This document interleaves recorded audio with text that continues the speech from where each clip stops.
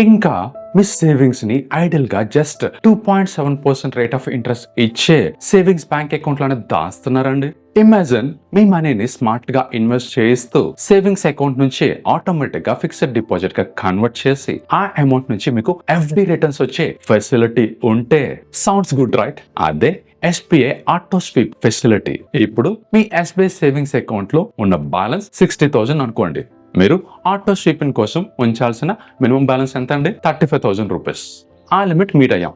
So resultant balance ఎంత ఉంటుందండి? 25,000 rupees balance ఉంది.